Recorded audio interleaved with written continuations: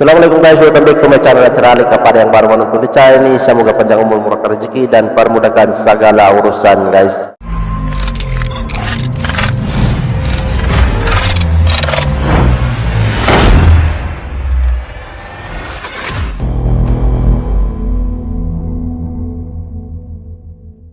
Oke kawan-kawan yang di luar sana, subscriber saya, fans saya di Singapura ataupun di Malaysia dan di Indonesia guys, apa kabar semuanya? Semoga senantiasa sehat dan diberikan rezeki panjang umur oleh Allah Subhanahu wa taala.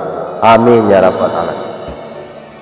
Oke guys, sekarang saya akan membuat reaction. Ada satu video ini di antara kita punya kawan-kawan untuk request reaction video guys. Saya ambil video ini daripada perspektif dia punya tajuk karya paling gila Presiden Jokowi selama menjabat 10 tahun kepimpinan. Wow, itu dia punya tajuk guys.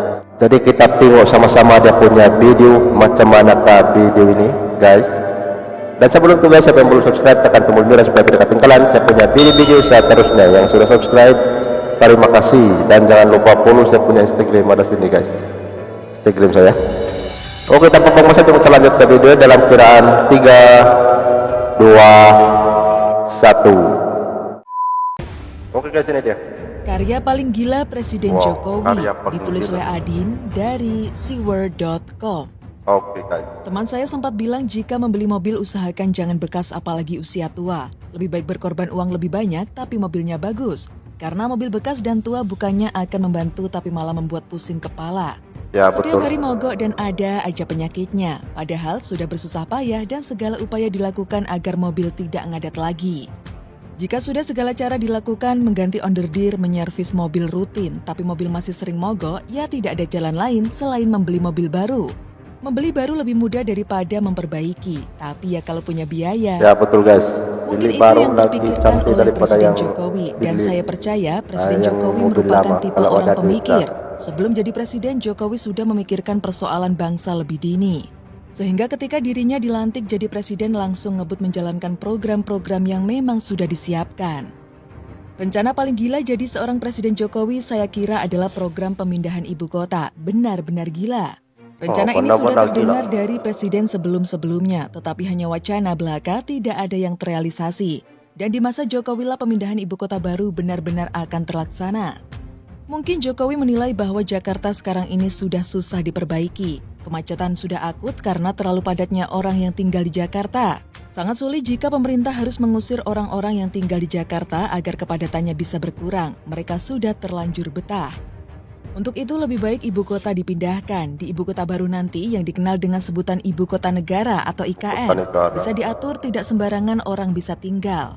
Segala aturan bisa dibuat, mumpung baru, agar IKN baru tidak macet, tidak penuh polusi, dan lebih ramah lingkungan.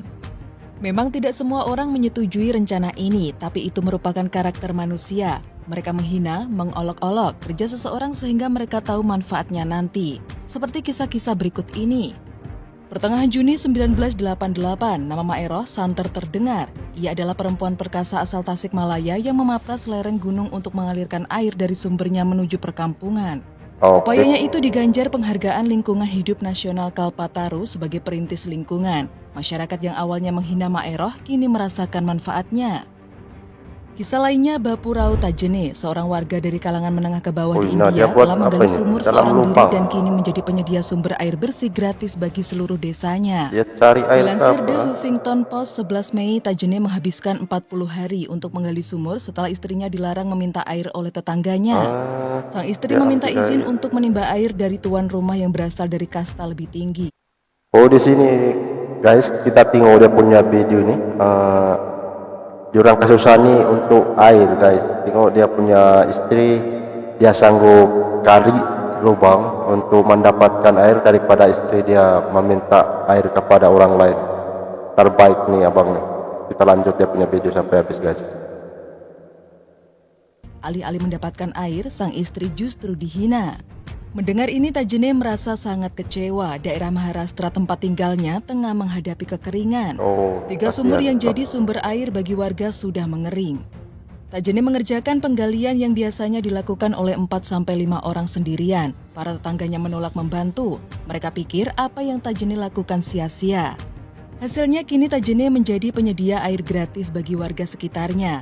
Dahulu dihina, sekarang orang-orang yang menghina malah ikut menikmati hasil kerja Tajene. Oh, dia dapat air terbaik. Pemerintah diketahui menargetkan dimulainya pemindahan ibu kota negara ke wilayah Kabupaten Penajam Pasir Utara dan Kutai Kartanegara pada semester 1 2024. Target tersebut tertera dalam pasal 3 ayat 2 RUU IKN yang berbunyi pemindahan status ibu kota negara dari Provinsi Daerah Khusus Ibu Kota Jakarta ke IKN dilakukan pada semester 1 tahun 2024 dan ditetapkan dengan peraturan Presiden. Pembangunan sejumlah infrastruktur menjadi salah satu prioritas pemindahan ibu kota negara ke wilayah Kabupaten Penajam Pasir Utara dan Kutai Kartanegara. Beberapa di antaranya adalah Istana Kepresidenan dan Bandara. Pemerintah pun sudah menyiapkan sistem dan mekanisme pemindahan aparatur sipil negara atau ASN ke ibu kota negara baru. Pemindahan ASN dilakukan sesuai dengan kebutuhan yang diperlukan di sana. Begitulah yang akan dirasakan Presiden Jokowi. Rencana beliau memindahkan ibu kota mendapat hinaan, cemoohan, rasa tidak setuju dari berbagai pihak. Tapi jika nanti IKN sudah selesai, saya yakin banyak pihak yang berbondong-bondong ingin mengunjunginya. Termasuk orang yang tadinya tidak menyetujui, menghina dan mencemooh. Percaya deh.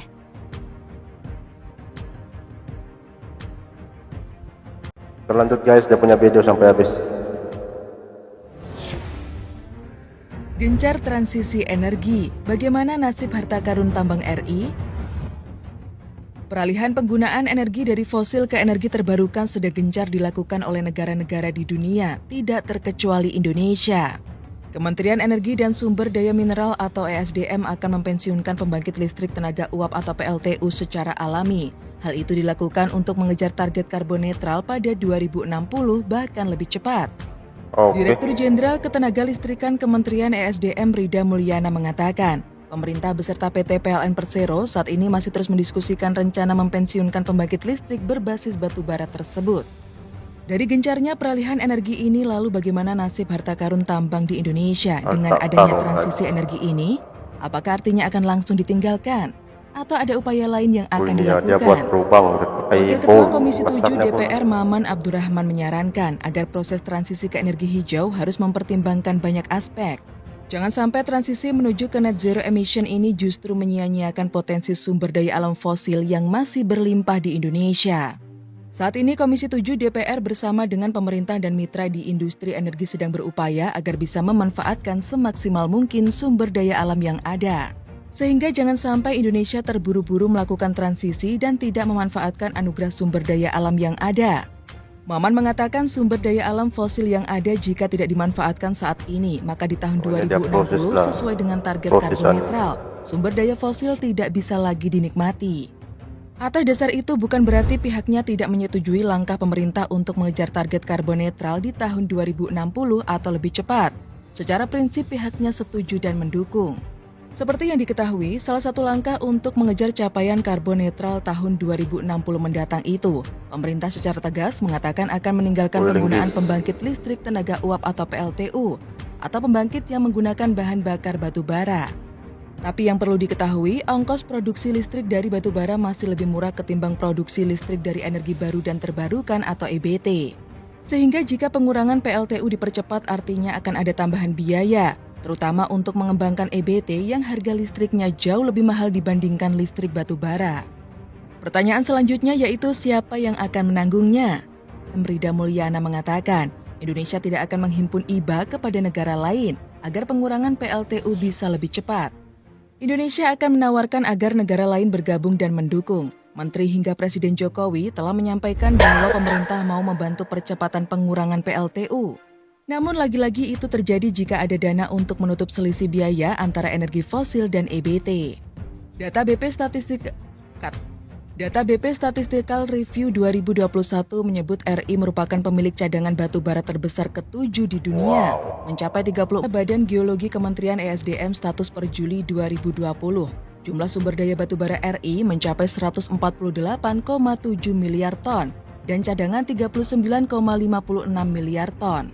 Oh, iya. Adapun jumlah produksi batubara pada 2021 ini ditargetkan sebesar 625 juta ton, di mana 137,5 juta ton ditargetkan diserap oleh dalam negeri dan sisanya diekspor. PT PLN Persero memperkirakan kebutuhan batubara untuk pembangkit listrik hingga akhir 2021 ini mencapai 115,6 juta ton. Oke guys, kita sudah tengok dia punya video tadi itu yang karya paling gila Presiden Jokowi selama menjabat 10 tahun. Wow guys, jadi apa yang kita tengok tadi itu di dalam video, orang-orang kampung tuh dia memerlukan air guys. Kasihan diorang, tadi dia sampai kali lubang untuk mendapatkan air. Dia sanggup kali sendiri supaya dia punya bini tak akan meminta air kepada orang lain guys. Wow, air ini antara yang paling penting di dalam hidup. Tak ada lampu pun tak apa, yang penting air ada guys. Kalau tak ada air memang mungkin tak boleh hidup. Jadi itu yang satu sahabat tuh dia akan gali lubang untuk mendapatkan air guys, terbaiklah. Jadi apapun karya-karya Pak Jokowi ini memang terbaik.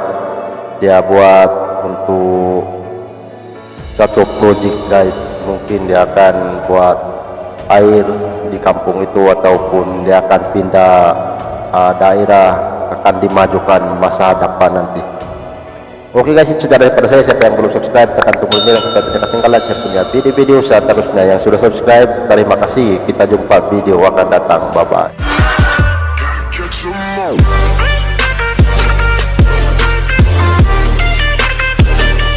Terima kasih karena sudah subscribe. Jangan lupa tekan tombol lonceng.